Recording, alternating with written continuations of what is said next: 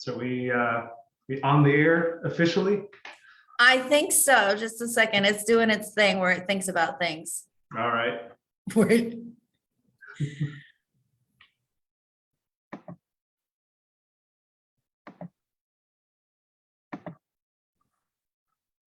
Yep. Okay, we're live. Hooray. Wonderful. Yay. Okay. Well, thank you for coming. Yeah. This is Art on Arkansas. We do a live stream to sort of showcase what's happening in the arts and different artists, emerging and established professionals. It's nice to be able to spotlight the talent of Arkansas. And you're interesting too, because you're an educator, and you're at the Innovation Hub, and you are sort of doing a class, January 13th on visual storytelling with graphics, right? Graphic novel kind of things. And that's extra exciting for us because the Arkansas Arts Council is doing a fellowship award this year, basically giving out $5,000 in grants to up to 3 artists in the category of graphic novel. So that's super exciting to have these things sort of coming together, like all the trends, all the signs, all at once. You're like, yes, 2022, we've got you. That's right. A strong start. I know. So I hoped that you could introduce yourself and tell people a little bit more about you and the Innovation Hub and what you do and what you love. And I know that's a big intro. I'm terrible at intros, but go. Oh, yeah, no problem. I'm Ben Watson. I'm a STEAM educator here at the Arkansas Regional Innovation Hub. So I deal a lot of times with youth education, with school groups, summer camps, that sort of thing. But I also do branch out into, like with the visual storytelling class, into adult education as well. So I kind of just, jump in wherever I'm needed, work in a variety of different subject matters. So that can be anything from coding and game design into just like building with cardboard or screen printing. Just different things like that. I like to kind of go all over the place with different things. So, yeah. Well, how did you get where you are? What was your journey? Yeah. Well, so I moved to Arkansas, I guess now about, it's been a minute, I guess now, hasn't it? About 2014. So yeah, I started out taking classes at what is now the I guess Arkansas Museum of Fine Art, what will soon be. I'm trying to get the name right. Name changes are always hard for me. But I started out taking printmaking classes there because that was something I wasn't able to do in undergrad. And so I kind of moved here as an experiment, really, to start taking classes there. I knew I could do it in the evening and work during the day. So that's kind of where I started. And then just sort of with different opportunities, pursuing different things, I ended up in informal education and then eventually at the Innovation Hub. So I started out a few years ago, mainly just doing contract work with the mobile makerspace, so doing outreach through that. And so that was really fantastic. Unfortunately, with the events of 2020, that kind of got cut short, but I was able to have the opportunity last year, to come back and to rejoin the education team and work here on site with what we do. Yeah. And so for people who might not know what it is, would you explain a little bit more about what the Innovation Hub does and how it helps Central Arkansas artists?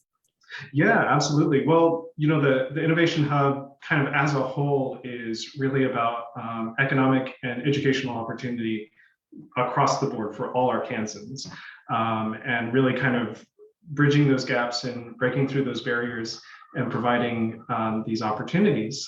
So that whether that's here on site through curriculum that we're hosting here, whether that be with a mobile makerspace or some other sort of outreach, through workforce development, like with our Skills to Launch, and even just like providing the campus, the building, really, and the tools and resources here as well. So, we have members who come in and work on our lasers, who work in our ceramic studio, who work using our printing press, using the screen printing studio, or even just kind of coming in and I'm up here in our co-work space. And so kind of just using a table here, setting up their laptop and getting some work done there. So it's, kind of a multifaceted, multidimensional place of opportunity, really. That's great. And are you guys planning to do anything in 2022? Like, I know before COVID, there used to be like get-togethers where you could go and look at some of the makers' artworks or pick up stickers. I have a sticker problem, but like, like they make and I kind of miss all that. There was a lot of gathering opportunities pre-COVID just to mix and mingle. Do you guys have anything planned for that? Yeah, I don't know of anything. I wish I could say for certain, like this is kind of whenever things will jump back into motion. I haven't heard of anything specific, but I do know that that's a strong desire for all of us here on staff, because I can really speak for myself, at least in that regard. And I'm highly anticipating whenever that'll happen again. Because that was kind of part of what drew me to the hub initially, before I even started working here, was just kind of the ecosystem here, that it provided. And a lot of those were rooted around those events. So hopefully soon, if we get the opportunity. And so tell me a little bit about your class that you're going to teach, and why graphic novel? Like what is it that appeals? What's the draw? Why is everybody like excited about this? That's a great question. Here, I'm sorry, I have to break for a minute here. Oh wait, I had have something to kind of do pop the thing.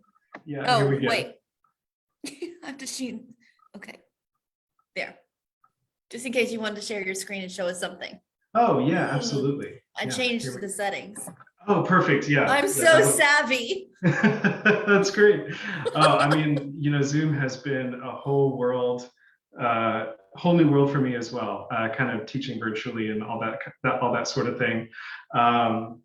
So for the class, it's going to be sort of, really kind of just a primer. And hopefully we can kind of meet at all levels of engagement, but it really is just like an opportunity to explore sort of the narrative possibilities of visual storytelling, primarily, through sequential art and that sort of thing. Because it really is, here in the States, and I don't really mean this as a criticism, but, it kind of can tend to be a little bit more single dimensional.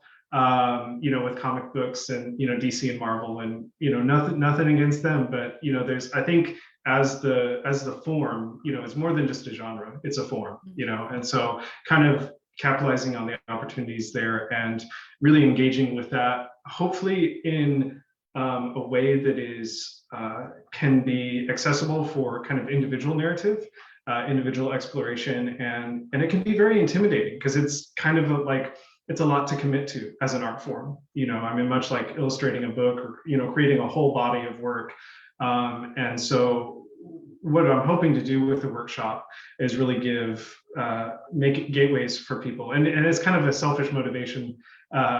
It's something that I'm interested in. It's like, well, if I do a workshop on it, that's kind of like a catalyst for me to continue exploring and working and that sort of thing. So hopefully just kind of providing a space where we can kind of talk about the fundamentals and kind of work through some different kind of activities, more or less. I know that can be kind of a light word, but I think, as a way of point of entry and sort of in a way of exploration, to kind of maybe not take it so seriously first and then move on into kind of bringing in our own narratives and, making it into whatever we as creators want it to be, and also doing that in community, in a sort of dialogue.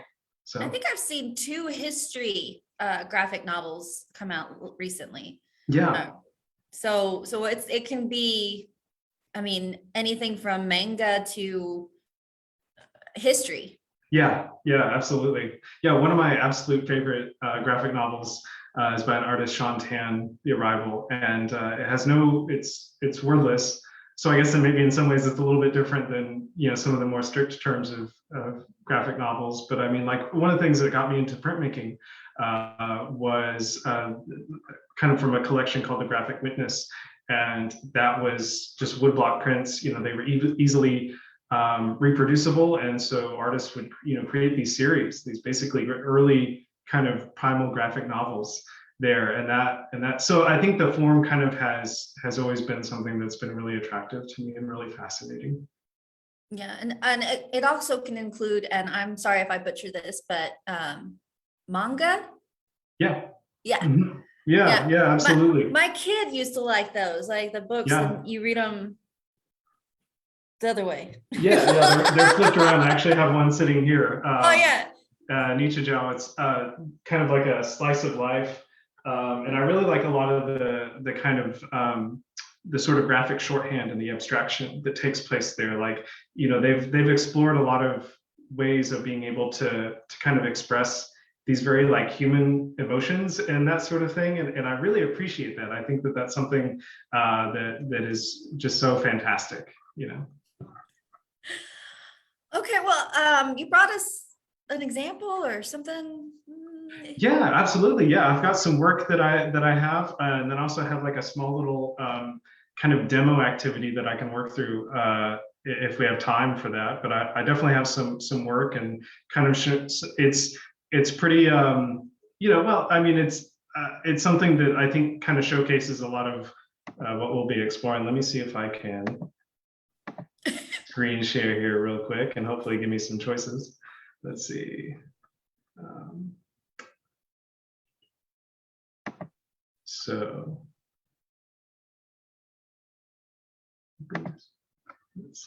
okay, share screen, that's right there, the green button.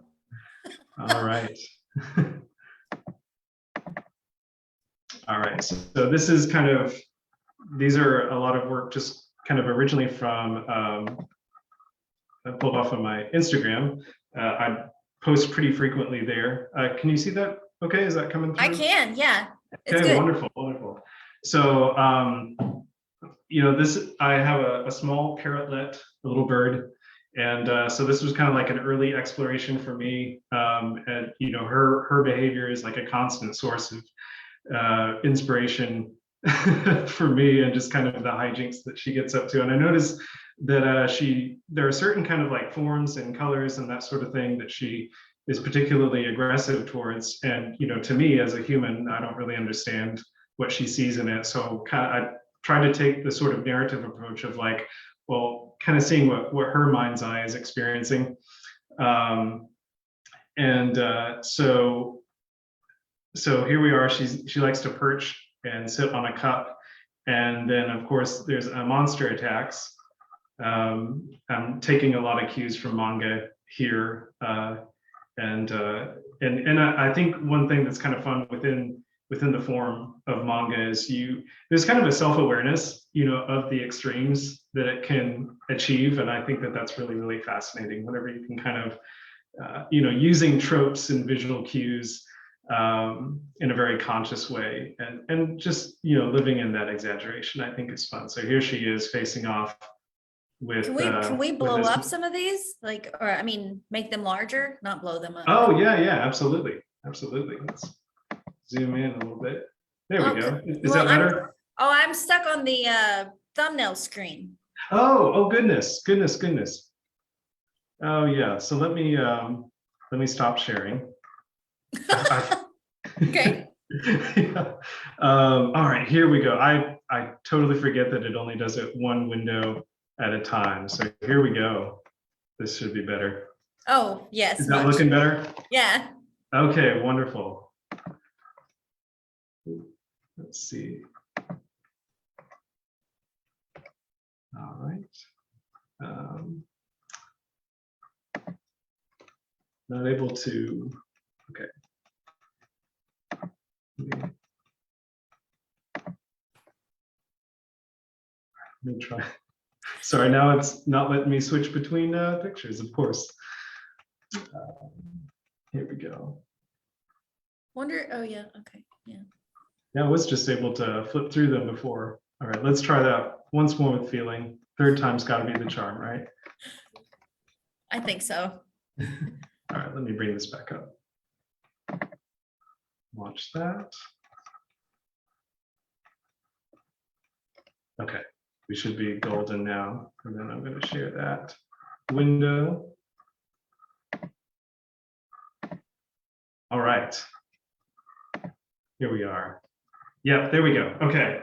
So, with kind of using the narrative elements with this little mini story for Millie. So this is her kind of engaging with this monster. And of course, as it turns out, the sort of the punchline is well, it's really just a straw. She has this kind of thing with straws. I don't know why. And so I kind of used the form to explore that kind of interaction there, hopefully deriving a little bit of humor from it. So that was just kind of like a test. This is one that I did from summer camp. So one of the activities, one of the weeks was to do a single page comic.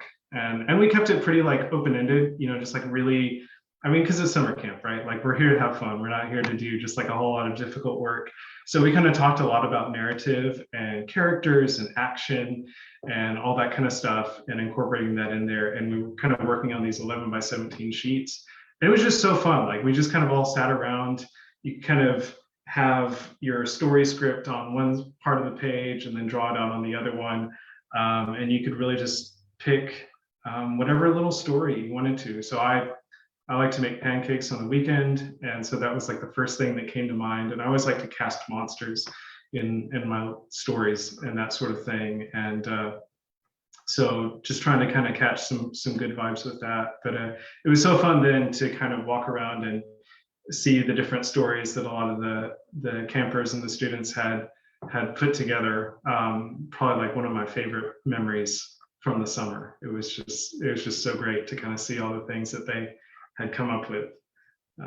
It was really inspiring. And I think that's kind of, I mean, to me, this kind of characterizes a lot of one of the things that I love about being an educator and also an artist, is really kind of having that constant source of just inspiration, and that engagement with the classroom, and yeah, like it's wonderful. So here's something I did. This was during like an October challenge, like an Inktober thing.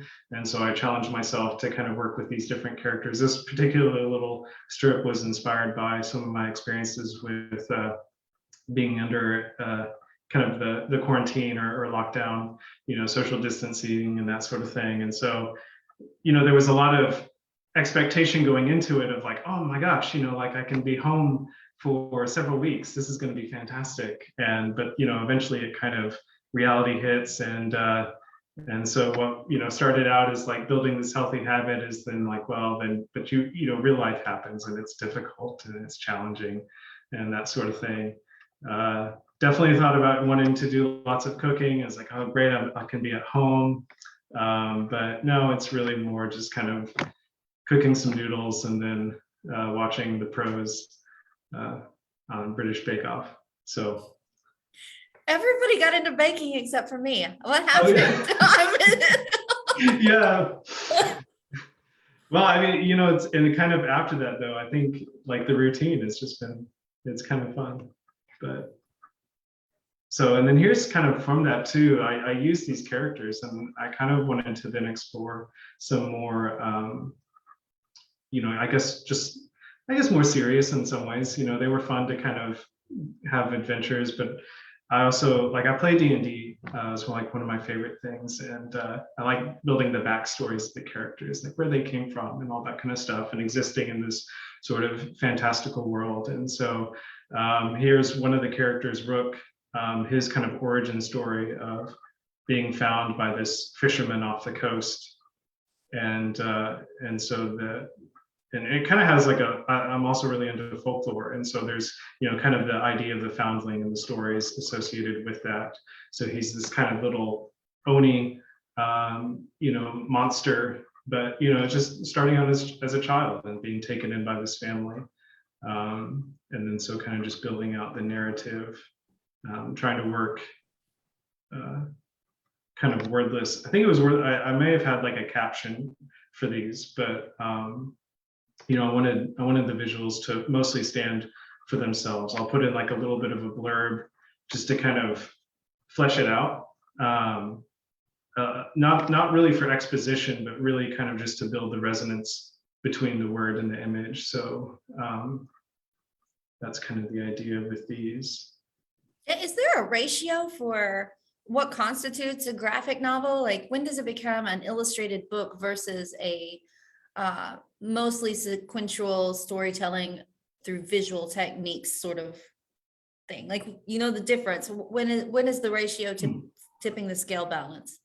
Yeah, that's a great question. And I mean, I would kind of have to just come up with something. I can't really speak with too much authority, but honestly, my best guess at it would be, I think it's because I've thought about that. There have been different forms. Like I think I think whenever you almost have kind of like dedicated pages of text, I think you start kind of moving into the storybook and possibly even the chapter book thing. But I've also seen books where it's kind of like split. So you'll have like pages and pages and pages of like this sort of visual narrative building with just like no text at all or very, very little. And then it'll kind of switch almost into chapter book mode, and you'll have a few pages interspersed with illustrations. So I say if I had to draw a line, I'd probably put it there, but then at the same time, like many boundaries, they can kind of be moved around a little bit. And I think it's fun to see an artist who really kind of plays with those categories and subverts them a little bit. Oh, the subversive artist. Mm-hmm. Yeah, we're there to explore. So yeah. So yeah, we just kind of have a little continuation. It was fun this was working in halftone. I've always wanted to do that. And I work primarily in Procreate on the iPad, and I found some fantastic brushes, and I was just great for the workflow. For people who don't know what Procreate is, would you mind explaining that? I actually do know this one, but I would rather you explain it anyway. Yeah. Well, it's an unusually named application for sure, but it's really fantastic. And in a lot of ways, you can compare it to kind of a more streamlined version of Photoshop. But I think it is a little bit more geared towards just strict, whereas Photoshop, you can do a lot of photo manipulation, hence the name, and it's used for painting and illustration.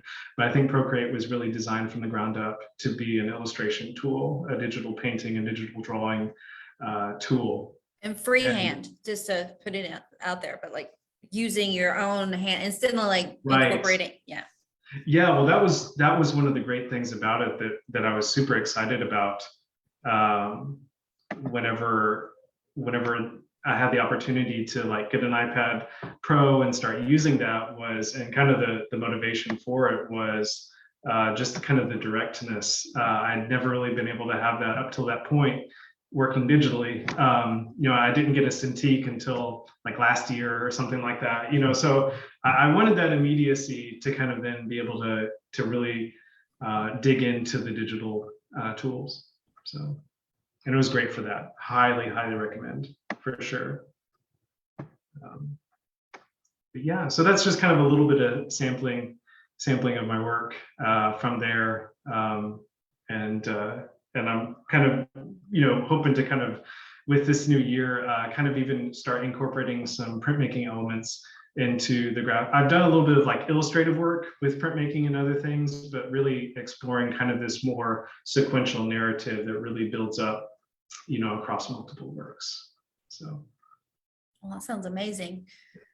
So what else should I have asked you about? Or did you have a demonstration, or did you have something else you wanted to show us? Yeah, I do kind of have a really quick kind of demonstration if we have time for that. I think so. Okay, great. So let's see, I'm gonna turn on my camera here. I have a little overhead going on. So this is kind of a hybrid activity. This will be something probably that will overlap a lot with the workshop next week, and then also kind of overlaps with some of the stuff that we've done kind of with comics in summer camp as well. So it's really kind of a fun way. It's like a catalyst really for getting started. It's a little bit, and it's supposed to be light. So it's kind of thinking about what I kind of break into like 3 different aspects really of visual storytelling, especially in sequential art. And that's really like abstraction, composition, so like composition within the single frame. And that abstraction really is like the whole idea of cartooning, you know, and kind of reducing down, not just to be more childish or, you know, or something like that, but really to, because we're looking for that graphic quality, right? That sort of pictogram, or, you know, even to an icon, you know, like that level of abstraction. So we can really start engaging with these complex ideas on a more kind of like symbolic basis, and of course building that out. So having that then within composition, and then how that can affect the story, and then also the sequence. So this is kind of a little bit more on the first part with that abstraction. So it's kind of a lot of things, but here, let me start out with a work surface here. I'm going to switch my camera. Here we go. Hopefully that'll work. Here we go. Yeah, I heard a click. That's a good sign. All right. So here I have my workspace here. So this is just kind of like a regular 11 by 17, and so I've gridded it out into 4. And before I started, I wrote out. I had like 4 different categories of things to write out on these Post-it notes. I don't know if they're very readable. I'll read them.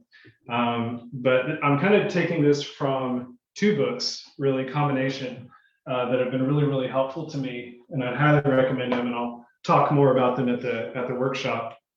But one of them is Making Comics with Linda Berry, just like a really fantastic and honestly quite strange. I love it. Her approach, and she really digs into really this connection between drawing and drawing out letter forms. How and one thing I love is her talking about whenever we're really, really young, there really is like no difference between us drawing out an F and drawing, or the letter G, or, you know, a Z, or trying to spell out our name, and then trying to draw a picture of ourselves. You know, like it's so close together, and that's such a beautiful thing, and such a unique thing too. And it's something that we can almost like sort of return to in a way with comics. And then also Ivan Brunetti's cartooning, philosophy and practice, and he has some really great kind of activities and just different assignments, kind of going week by week and that sort of thing. So borrowing from them. So one of the activities is, so you have these like 4 different kind of prompts for picking out phrases. So one of them is a question that you had that day, just like a lyric from a song that you know by heart, a quote from like royalty, which I think is always kind of fun. Just like, you know, kind of specific, but then also like, or obscure, but you can really have some fun with it. And then like something you needed to do today. And so I wrote these out ahead of time, and then I'm just going to kind of put them to the side. I've got like, how much further to the gate? I want to dance with somebody. Then lend the eye a terrible aspect. For my royalty, I picked Henry V, Shakespeare's Henry V anyways. And then check the mailbox. That was something I need to do still once I get home. So I'm going to put those to the side. And then kind of separately, I'm going to draw 4 different scenes really quickly. And the point is really speed with these. These aren't going to be very detailed things at all. No, why is the point speed? Like, well, it's kind of to encourage that abstraction, you know. So it's not really just to. That's a good point of clarification. It's not so much to just be like breakneck pace, you know, frantically drawing, but it really is to encourage, much like in, say, like a life drawing class, you start out with like longer poses and then go into shorter poses, you know, to really capture that gesture. And so I think a lot of it is really part of that idea, you know, is encouraging that abstraction and that simplification. So this is something I'm kind of bringing in a little bit of my love of D&D, and then something that worked really well in our summer camps is we kind of created what's called like a roll table. And that's where you basically have different prompts that you can choose from, and then rolling for those. So for my first one, I'm going to roll, and I got an 8, and I have like a little table over here. Sorry for like the nerd element of this. But for 8, that means I'm going to draw a monster selling ice cream. So I can kind of just go ahead and do that over here. So I've got, so there they are. Just like a simple ice cream cone there. And monsters are just kind of like really fun because they're just sort of unusual, and you can do like a lot of unexpected things with them. So there they are.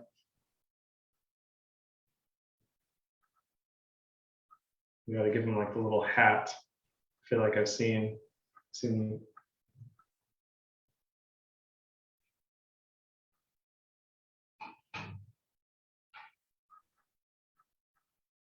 Gotta give them some ears too. And a decent, uniform. So he's handing out this. Probably got another ice cream cone here. Maybe 2 scoops there. So really just kind of like thinking about those opportunities to abstract and simplify, and I'm not even like, I can kind of put in maybe like a basic background here, like the cash register, something like that. Of course, barely use those nowadays, but relic from the past. There we go. And so that's kind of our first drawing, just having like a really, I hope that, is that coming through okay? Is the lighting good and all Oh that? yeah, it's good. Wonderful, Yeah. wonderful. So then I'll kind of roll for my next one. And the prompt for that is playing a video or board game. So I kind of like this idea, maybe, so as I'm thinking about that, I'm like, what's something fun I can do with that? So I have like playing some sort of form of chess or whatever there. And you can have, thinking about contrast, like just visually too. So I can have like maybe a really large monster here. Let's give it some big, maybe webbed feet almost. There, sort of a head. Don't want to make them too creepy, but well, maybe I do. Who knows? Give him some weird kind of fins there. Maybe he's like a fish person.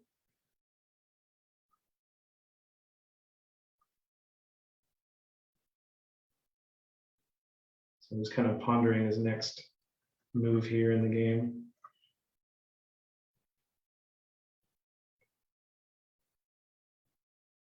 Give him like a platypus tail. And then just with contrast, we can have maybe just like a little kind of almost gremlin looking guy, or like a goblin little figure there. Well, maybe I she thought for has. sure you were gonna do a bunny rabbit, big nasty teeth, sort I of know. like Monty Python going on, but no. I like, I like that too. I think we could give you some teeth there. This There we is go. more like, this is kind of labyrinth-esque. Yeah. Oh, yeah. I mean, that's one of my absolute favorites. Yeah. There's just so much, kind of just like tapping into that sense of wonder. I feel like just like never gets old, especially if the story is done well. That's any age. That's not just being a kid. So here they are there, and I don't know which one is speaking or if anybody's speaking in that one, but that's what we've got. All right, then our next one real quick. So sewing. So that one's kind of fun. Even monsters need to repair or get some new clothing too. So we'll have kind of our sewing machine here. We'll kind of give this one maybe a few eyes.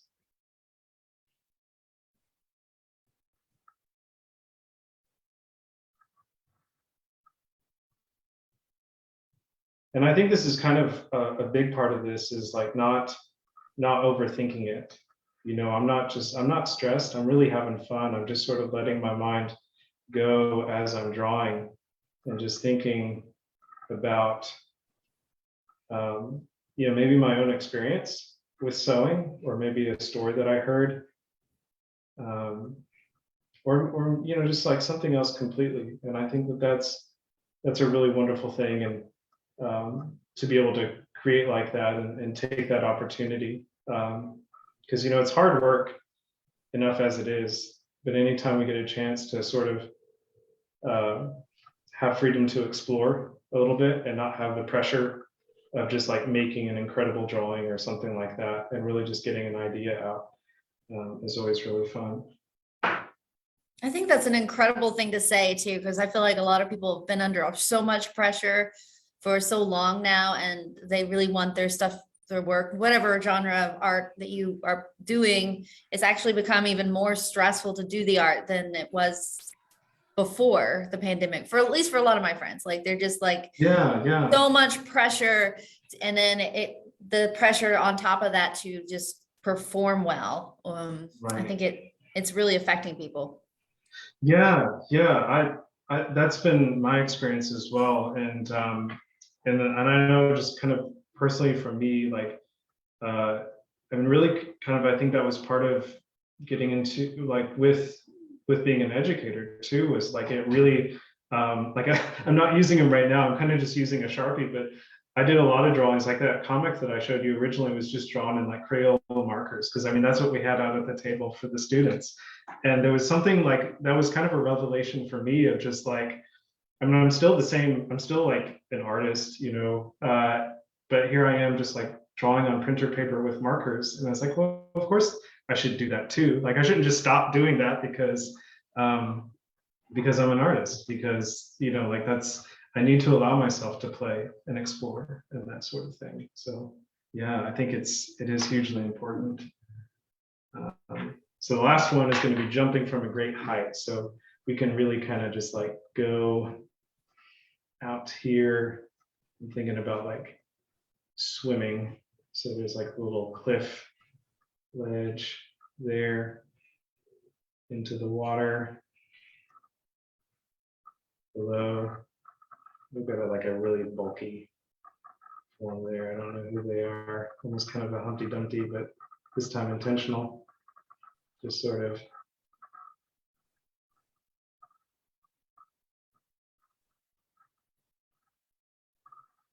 some horns. So off into there. So maybe just put in some trees, and maybe a friend waiting their turn. It's a judgy friend. Yeah.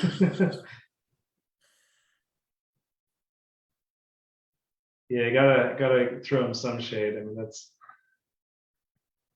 there we go.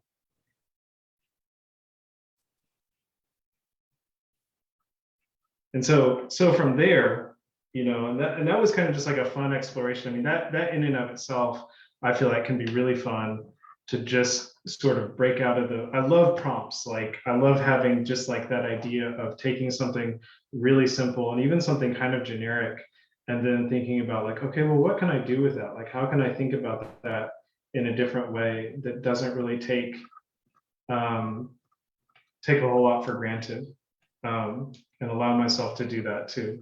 It's really fun. So then I can kind of take these that I had before, and this is where you kind of get into some emergent narrative in a sense, to put kind of a fancy title on it.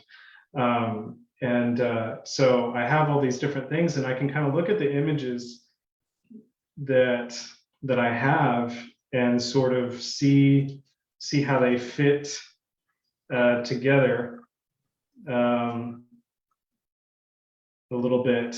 So kind of check the mailbox. I don't, you know, like, and some of them they just like won't fit at all. So maybe we have that with this creature who's sewing.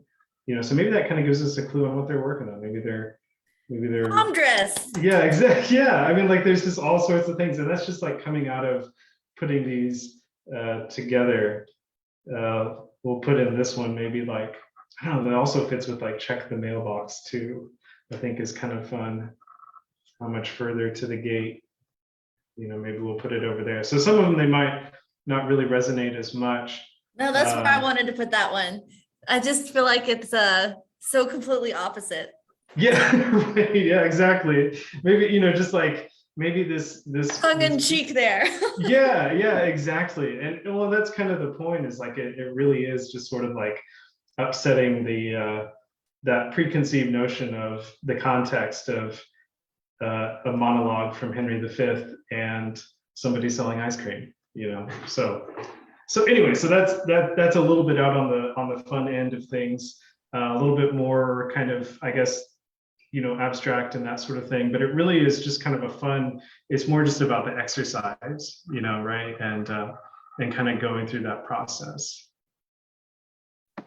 And so I'm hoping kind of like with the workshop, we'll have different activities.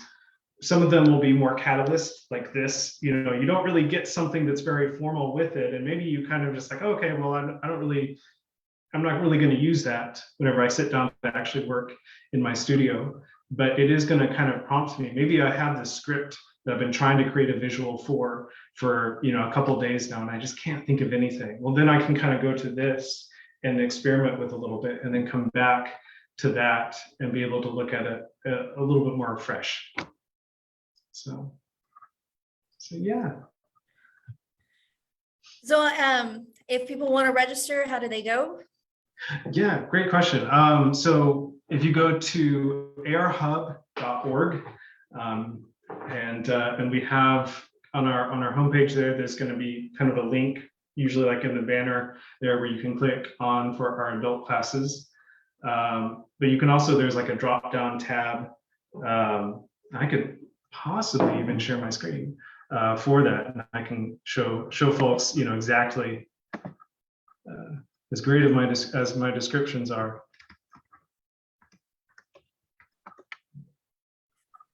So here we go. I'm gonna share that.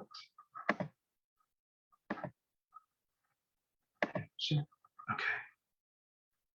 Yeah. So yeah, here's our homepage for the Innovation Hub, and so you can go. There's up on Learn. You can drop down, and there's classes and workshops. Also, I believe it is. Yep, there it is, right here, kind of scrolling by, so we can go to that. There we go. And so this is updated, every month to reflect kind of the current offerings. So these are our January classes and workshops. So classes are just going to be multiple days, throughout the month, and then of course a workshop is more of just like a one-time session. So this is really, as you can see, kind of a great variety. MIG welding is like one of our most popular ones because of that we just had that this past Thursday, and yeah, really popular. I'm hoping myself to take it at some point. I haven't done welding yet. I missed that opportunity. I didn't take enough sculpture in undergrad, and so I'm hoping to make up for that at some point. But yeah, so so for those interested, they can just scroll down here, and here it is, visual storytelling. It's going to be January the 13th, which is a Thursday, 5:30 to 7:30, and we have a capacity. I know there's slots left, so for the folks out there, please sign up. I think it'll be a really good time. There's still opportunity. There's openings. So, and there's a little description there. And so there's a price. It is open for both members and non-members. Members do, that's part of our membership, is getting a little bit of a discount on that. And so, but it's also for people who aren't a member to come in and take advantage of an opportunity and really even see the space. If you've never been to the hub before, it's a great way to experience it, for sure. Okay, well, is there anything I forgot to ask you? Something that... Oh gosh. I feel like I've just been talking a mile a minute, so I hope we covered everything. I think so. Thank you so much for coming, and I hope you will consider applying for our fellowship also. So the Individual Artist Fellowship Awards, they're open now through April 16th. Applications are online, and you can see the entire criteria. We've also expanded, so we've gone from 3 categories to 6. So if you know artists who are into contemporary craft, multi-sensory art, or oh goodness, community engagement, those are 3 new ones. We also have the graphic novel category, blues score or songwriting category, and flash fiction or flash creative nonfiction. So those are all open right now and hopefully trending in Arkansas. I know a lot of artists are doing these things at other places. So I'm very hopeful that we'll get a lot of applications. So www.arkansasarts.org. And of course, what was your email again? Or not your email, what is the Innovation Hub? Oh, it's arhub.org. Sorry. No, that's okay. Okay. Well, thank you so much for coming. I really appreciate it. You were great. Thank you for the demos too. That was so much fun. I loved it. Thanks so much for having me. Thank you. Bye. Bye.